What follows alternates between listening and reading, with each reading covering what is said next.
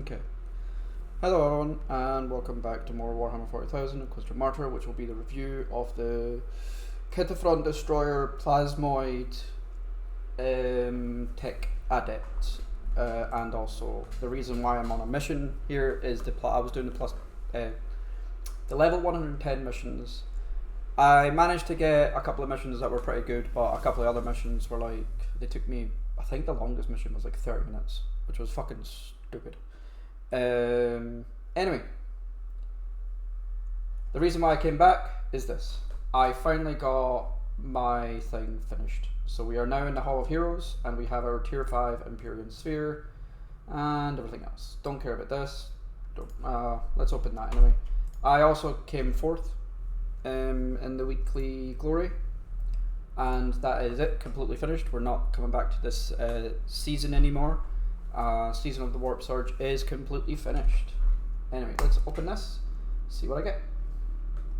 Stuff. I don't really care. And also, I finally found a Signum of Wisdom. A little bit late game. Yeah. Let's add that to this. This one. Okay. So, let's talk about the Tech Adept. Let's talk about this build, because I can't say how good or bad the Tech Adept is. I think it's fucking horrendous. It really didn't work out at all. I really disliked this overall. The build, I think the build is fine up until +5. Once you get beyond +5, I think the build is kinda shit. The higher levels you get, the worse it gets, and it's very reliant on gear, and not just your gear, but also the gear that you get for your minions as well. And this isn't like, this doesn't always fucking happen either. Like, this is all I got from, I don't know, like 7 + 10 missions. I got so little.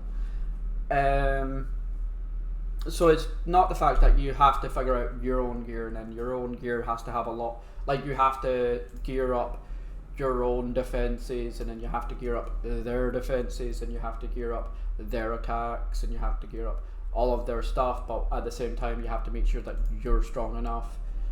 It's very hard to gear this build. Yeah, I didn't really enjoy gearing up this build at all. It's even less so when you're getting very little very little in the way of this. Also, the fact that like you have to actually level this shit is annoying, because you don't get much in the way of tech fragments. You have to properly focus one build. If I focused this the whole way through, these would probably be level 100. But nothing else would be leveled up at all. Also, the fact that I fucked this up. I spent money on this rather than this, and the same with this. I spent money on this and spent money on this, and like, I did do a couple of things wrong. Next time I play Tech Adept, which is probably going to be never, I know what I'm doing. But yeah, I really did not like this build. There's not enough to help with the build that I was doing, especially when it comes to like offense and stuff. There's a lot more to help with the grav cannon, and there's a lot more to help with other stuff. The game kind of expects you to be playing as Castellan robots, and I can understand why. Castellans are really good, which is these guys. The game kind of expects you to do this. And yeah, you probably should. These are definitely better. It is definitely better than what I was building, and you can run 5 of these, or 4. Like, run 4 and then probably do the same build, but 1 Ketaphron Destroyer, 1 healer, and then 3 of these should be good enough. Ketaphron Vanguard, sorry. Anyway, yeah, so I didn't like this build. I really don't think I'll ever be playing a Tech Adept again, unless people ask me to in the comments. And this season was nowhere near as bad as the season of Inferno, mainly because I didn't have to deal with the Warzone, because the Warzone sucks. This thing here, I didn't have to deal with it. Glad I didn't have to deal with the Warzone, because fuck the Warzone. All the achievements, like all these challenges, were perfectly fine. I got almost all of them just getting to level 100 anyway. What did I have to? Yeah, if I get to level 100, pretty much everything's done anyway. I had to go out of the way to get some things, but I didn't find the challenges overly complicated, or I had to go out of my way to get certain challenges done. Yeah, I don't mind this one. I just don't think the event itself is good enough. Like, none of the stuff from the season of the Warp Surge actually affected really anything I did. I got random warp anomalies, I got random warp stuff to happen, that whatever, and a lot of and you get like one warp chest, but that's if you do intel missions or random missions, which are much less effective than Void Crusades. Literally just run Void Crusades. Void Crusades are your best bet.